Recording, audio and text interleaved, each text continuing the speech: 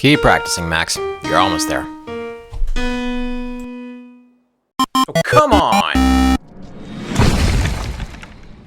Welcome to part 2 of my Max Payne series review. You're watching the Broken Controller Club. My name is Zed and I appreciate you checking out the channel.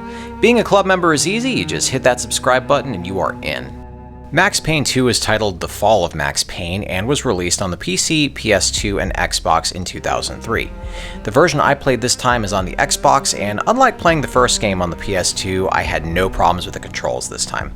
I would still recommend that for the best experience and sharpest graphics, you get the PC version on Steam. So this is my favorite game of the series overall. I really like the story in 1 and how he just goes and annihilates everybody in his path, Chow Yun-Fat style, but 2 took a different approach and added some twists that are a little bit more fun to me. James McCaffrey's back to voice Max, and Sam Lake, the guy who wrote and starred in the first Max Payne, wrote this one as well, and this is more of a love story, whereas the first game was more of a revenge story. That's one of the things I really liked about this series, is that each one tackled different themes so that it still felt fresh and not just, Max has to go kill a bunch of bad guys. Of course that's what he does, but there's layers. That makes all the killing he does more nuanced, right? Regardless, this one kept their noir storytelling and Max's inner monologue from the original, so if you like that, then you'll feel right at home here. The cutscenes are either in-engine or told with comic book style panels as well. Before we get to the story, what else changed in this one? Well, the graphics got an improvement for starters, an increased polygon count helped characters look more detailed this time around, and the Havoc physics engine gave inanimate objects physics and could now be knocked over or shot, and they could fall over that way too. All of the characters had ragdoll physics that would hilariously crumple or flop around when killed. Max would flop around just as much as everybody else if he got capped or blown up. Max wasn't modeled after Sam Lake this time around and was modeled after actor Timothy Gibbs instead. From what I could find online, Max Payne is probably his best known role, although he was in Sex and the City and Kings of Brooklyn before creating his own media firm. As much as I like Sam, I do have to admit that Timothy Gibbs' more serious look to Max was a great match for McCaffrey's voice and fit the tone of this game really well. Mona Sachs was modeled after Kathy Tong and voiced by Wendy Hoops, whose film credits include Captain America: The Winter Soldier and a ton of TV credits like Criminal Minds, Law & Order SVU, and Blue Bloods. It looks like cop stuff is right up her alley, so this was a really great fit. On top of that, her voice is a really great female counterpart to Max's tone and style. Something I failed to mention in my previous review of Max Payne 1 is that while Mona felt like a really big presence in the previous game, it's a little ironic that she wasn't actually in it for more than a couple cutscenes, and obviously that changes in this one since she's not only Max's love interest, but actual partner in crime as well. The gameplay saw some cool changes also. In addition to playing as Max, there's a few parts throughout the game where you get to play as Mona. She plays just like Max, but is a little more acrobatic in the look of her moves, and she can also use bullet time. She's also got a sniper rifle that you have to use to protect Max. In the first third of the game, Max also gets to run around with a few partners that randomly help out, and if you're like me, you'll probably get them killed on accident. It's just how I am. My personal favorite was the homeless guy and the hooker. This is mainly because if you keep them alive later on at the police station, the homeless guy frequently throws up in his prison cell and grosses the cop out, and the hooker offers to, reward you for helping her, and she ends up in the suspect lineup with Mona. I'm guessing her reward will require penicillin afterward.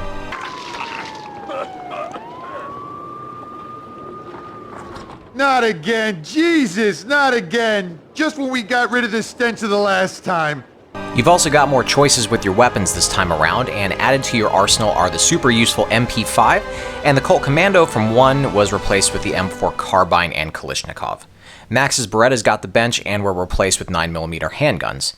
You also get to pistol whip enemies in this game, but at least to me, it wasn't really that useful. What I did think was useful was that the thrown weapons and pistol whip were mapped to a separate button this time, so you weren't actually disarming yourself when you wanted to throw something. Bullet time also got a little bit of a rework, and you're encouraged to use it as much as possible now. You're not as vulnerable using it as you were in the last game, and it recharges on its own. 2 changes alone that I really enjoyed. But no, the best part is probably that as you're killing enemies in bullet time, you do this cool little John Woo style spin while you're reloading. Kill enough enemies to turn your bar yellow, and everything slows down even more, and you'll get a close-up of the reload move for extra style, and it also happens automatically.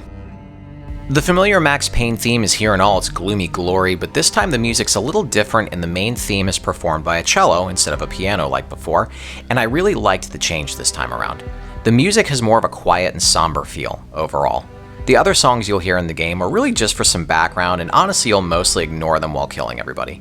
The voice acting is excellent as always, and while there were a couple of voice actors that got switched out, like Mona, Vladimir, and Gogniti, everybody pretty much sounds the same or better. One last thing I want to mention that changed is that the dream sequences were toned down a lot compared to the last game. It would appear that developer Remedy heard the fans' complaints and almost totally got rid of them, and they really just give the player a breather between action and move the story along. They don't last more than a few minutes this time around, and I know I wasn't the only one who really liked that. So on to the story. The game takes place 2 years after the original game, and by some miracle, Max is back at NYPD as a detective, and he's got a partner named Valerie Winterson. He has to go investigate a gunfight at a warehouse that Vladimir Lem, the Russian mobster he worked with in the first game, owns, and is now a big-shot mafia leader. As he goes through and starts killing all of these guys that are suspiciously dressed in cleaner uniforms, he runs into Mona Sachs.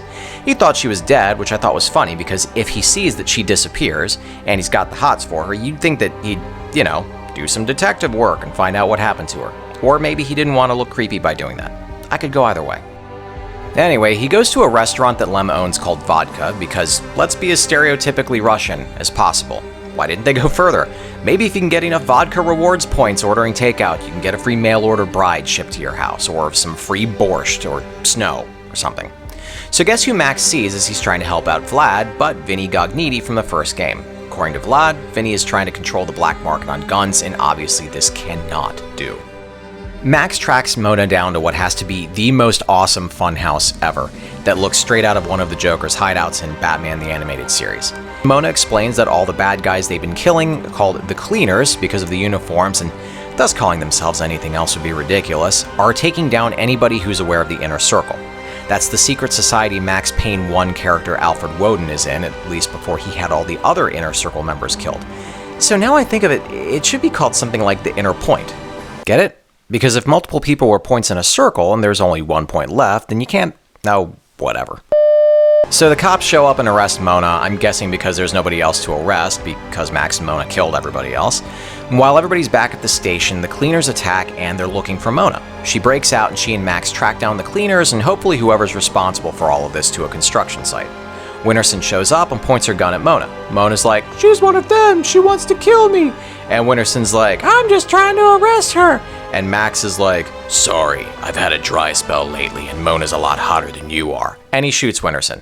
Winterson gets a shot back though and nails Max and he ends up in the hospital.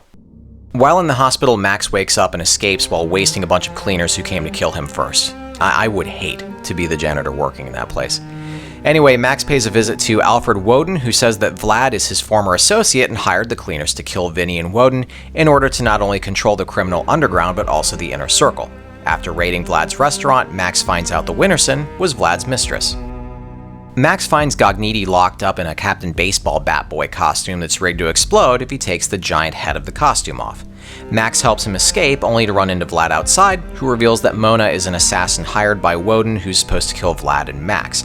I'm guessing because they know too much or something like that. Vlad blows up Gogniti and shoots Max. Mona rescues Max and they go to Woden's mansion. After fighting through the mansion, they confront Vlad and Mona cannot bring herself to kill Max because they smooched earlier, and Vlad shoots her and kills Woden.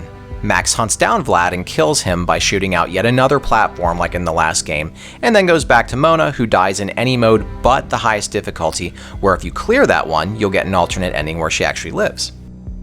So as I mentioned, while both this and Max Payne 1 dealt with some kind of conspiracy, 2's story had a little more going on than the last one and on the surface felt more like a gang war, but the major players were all essentially trying to eliminate each other, with Max and Mona in the middle trying to sort it out.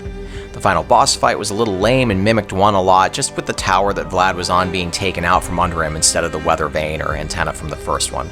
Personally, that never bothered me because this series was never boss heavy to begin with. I always liked that the enemies in this were all pretty normal and you didn't fight a boss that took like 50 shots to kill. Max Payne was always linear, and it's really supposed to be where you're going from point A to point B, enjoying the story and Max's inner monologue while blasting everybody. I think what was probably the only part of the game I didn't like was where you're playing as Mona and at the construction site you're sniping enemies to protect Max as he goes around looking for an exit. The sniping didn't feel clunky, but these games didn't have an indicator where damage was coming from, so it's normal to aim through the scope and shoot guys, and out of nowhere your screen starts flashing red because you're taking gunfire and you're dead before you figure out where it came from. That's also why you'll spend so much time in these games hugging walls or knocking open doors to immediately back away in case a room is filled with enemies. All the events are scripted, so really if you get killed, you'll know what to expect the next time around. So to wrap things up, Max Payne 2 is my favorite of the series between the updates they made to the gameplay and action, a closer examination of Max and Mona's relationship, and also a decent story that I had fun experiencing through to the end. Next time we'll wrap up our series review with Max Payne 3, otherwise known as the tropical one, where he shaves his head. Thanks for watching, and I'll see you next time. Congratulations! You're one of an elite few to make it to the end of the video.